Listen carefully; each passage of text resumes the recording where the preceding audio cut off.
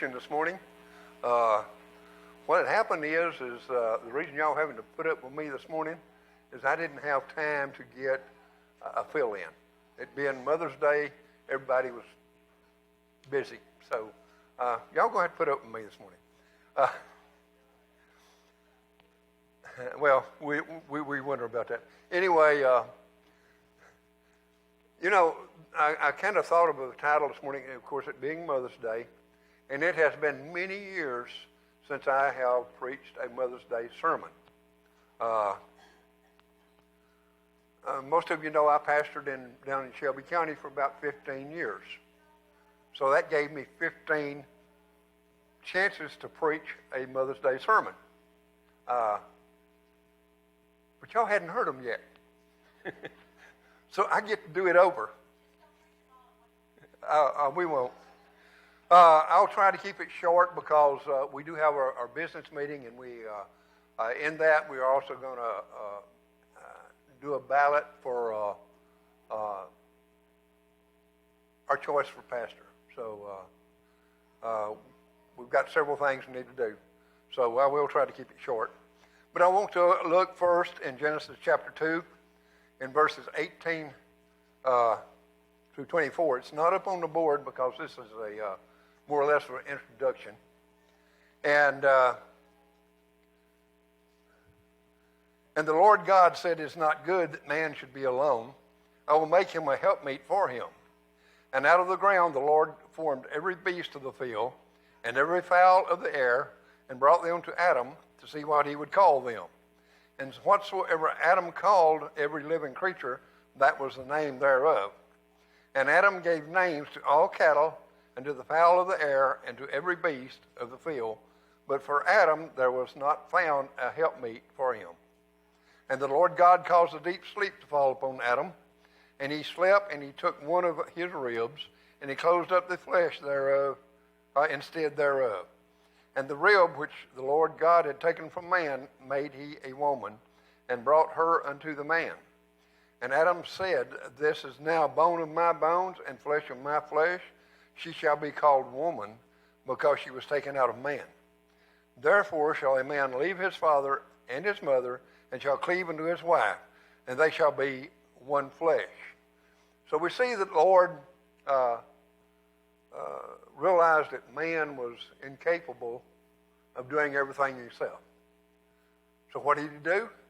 He made woman to help us out. And we thank God over and over again for that. But as I stop and think and was studying for this particular message, this particular day, and realizing that a woman is special, not only because of the helpmeet, because they are also mothers. Probably the greatest gift God has ever given us is a mother. How many of you noticed the sign out front?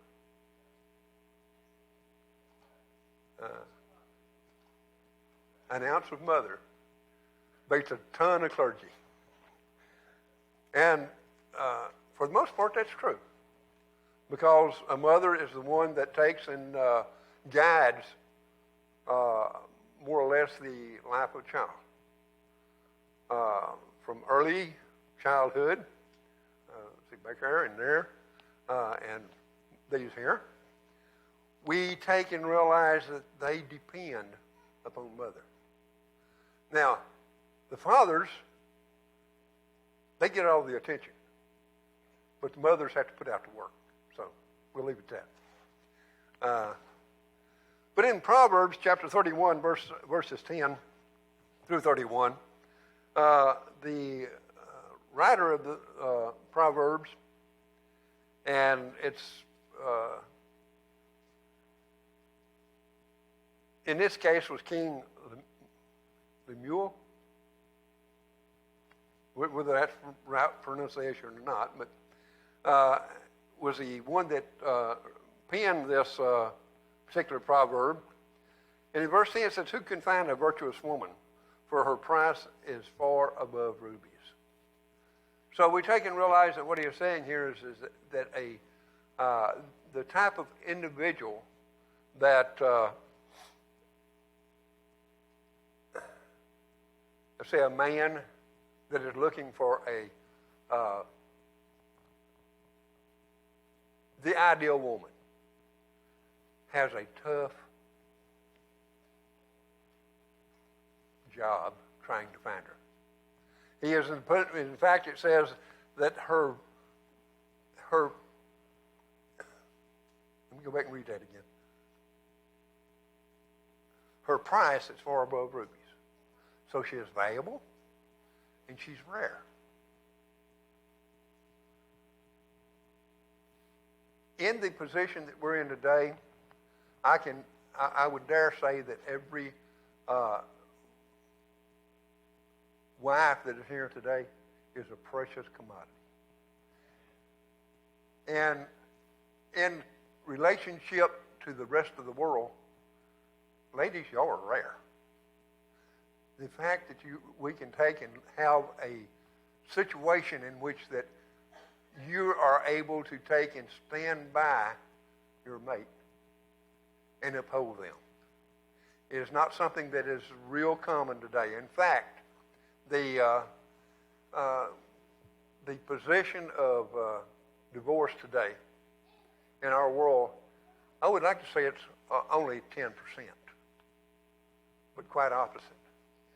It is reaching now, I think the last time I looked was right at 60%.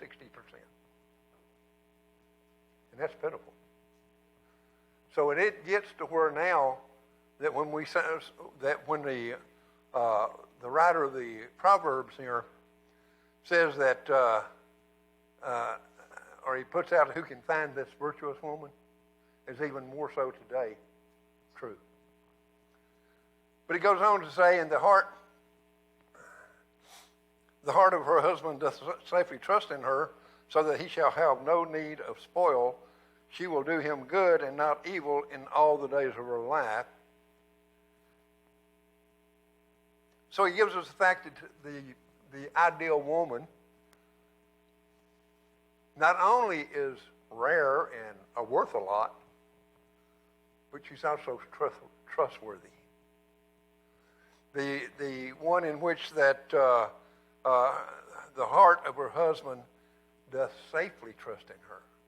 Now, that goes to a lot of points. Not only that we would look and say that the individual that a man looks for and he finds her, he can trust in her to be with him and uphold him through all calamities. You know, it's easy today, and I think that we find a lot of people, they get caught up in the first clutches of love, right? And it's wonderful. But let's look over a period of 53 years. The love is still there. But the trustworthy woman is that can take and go through all the hardships of those years. The reason I use 53 is me and Lucretia just had a 53 anniversary not last month. So we take and realize that I can speak from experience. No, don't go and ask Lucretia now. But also she is industrious. And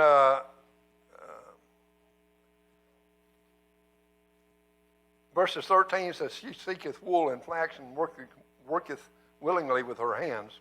She is like the merchant's ship. She bringeth food from afar. She riseth also while it is yet night, and giveth meat to her household and a portion to her maidens. So,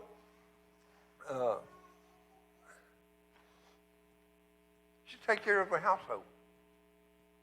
She's the person that actually the household revolves around. She gets up and takes care of her children, makes sure they get to school. If they're not going to school, makes them get up and get ready and have a productive day. She makes sure her husband gets off to work. Make sure he's got something to eat for his lunch. She also makes sure that whenever the end of the day comes around, there's something there to eat. How many times do we take and realize that if it wasn't for the wives and the women, society would fall apart? We take and realize that we watch the news quite a bit. Maybe that's something I shouldn't do, but we look at the way the world is today, and we look at it and say it's terrible. And we wonder, how can the Lord delay his coming back? Well, there's a reason for it, but because he's given us a chance. He gives this world a chance. But we take and realize that it's not near as bad as because we have loving wives and mothers that takes and upholds us to the position that we can get things done. And in verse 16, she says, she considereth a field and buyeth it with the fruit of her hands. She planteth a vineyard, and she girdeth her loins with strength and strengtheneth her arms. She perceiveth that her merchandise is good. Her candle goeth not out by night. And she layeth her hands to the spindle, and her hands hold the distaff.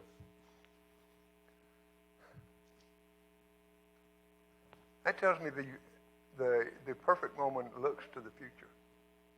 She plans ahead so that she can provide for her family. Now, I don't mean that the woman has to go out and get a job and work all day, but she looks at the things that is to happen in the household. You know, some women do work out in the public. Nothing wrong with that. A lot of them in the position that's what they want to do. Good for them. Some women and mothers want to be at home with their children. Nothing wrong with that. In fact, if that's what they want, great. But they do still look to the future. They take and wonder or plan ahead. You ever heard of the 5-year plan? Mothers don't set a 5-year plan. They go from day to day, week to week. What are we going to do today? What am I going to do for my family today or tomorrow? The 5-year plan doesn't work in a household because I guarantee you things will change. So we take and look at the things that we would take and say that the ideal woman not only looks to the future, but they are charitable. In verse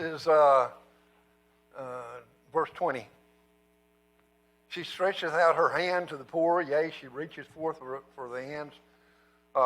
forth her hands to the needy. How often do I've seen it through firsthand experiences that mothers see maybe another household that needs some help, they reach out to them. And it's I think it's a lot of things in which that we take and realize that they've been through things before.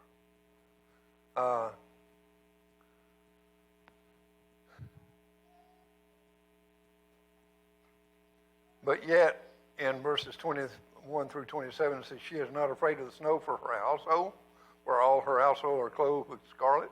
She maketh herself coverings of tapestry. Her clothing is silk and purple.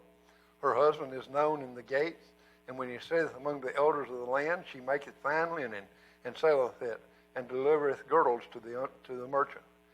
Strength and honor are her clothing, and she shall rejoice in time to come. She openeth her mouth with wisdom, and her tongue is the law of kindness. She looketh well to the ways of her household, and eateth not the bread of idleness. The ideal woman, the ideal wife, the ideal mother is not someone that is given to letting somebody else do it, letting somebody else take control. They take care of the household. They take care of the children. They take care of the husband. They keep us in line. You got to throw a little joke in there somewhere. Some of us not very easy to keep in line. And I failed to give Joe the last 2 points. They are, her children rise up and call her blessed. Her husband also and praises her. So what today can we do? And we set aside a specific day. We call it Mother's Day. We should call it Wife Day. We should call it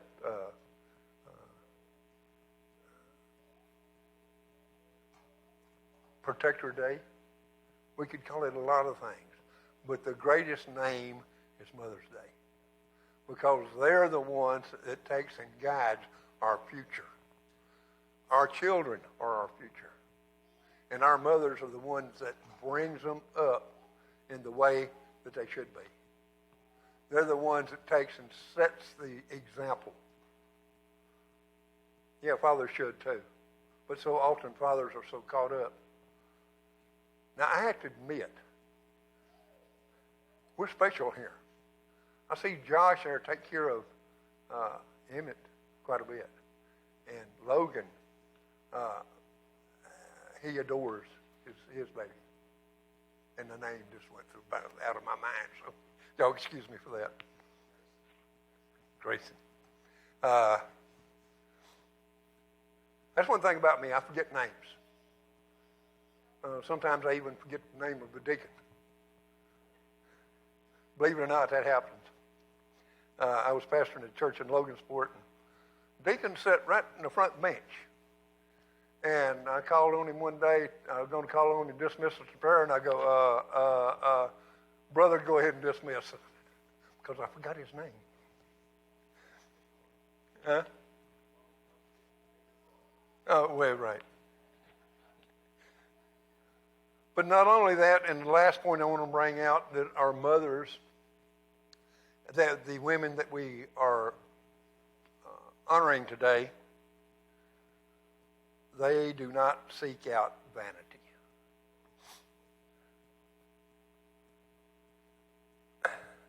Many daughters have done virtuously, but thou excellest them all. Favor is deceitful, and beauty is vain, but a woman that feareth the Lord, she shall be praised. Give her the fruit of her hands, and let her own works praise her in the gates. The Proverbs, the individual that wrote these words, has given better praise today for mothers than I ever can. My mother passed away many years ago. Almost probably 30 years now. I still miss her. My mother-in-law passed away, how many years? 13 years ago. I miss her. She was like another mother to me. Honor your mother while you got her. Make this day special. And with that, I'm going to close, and we've got some business to take care of. You'll excuse me right quick. It is our regular, we need to take care of a regular business meeting,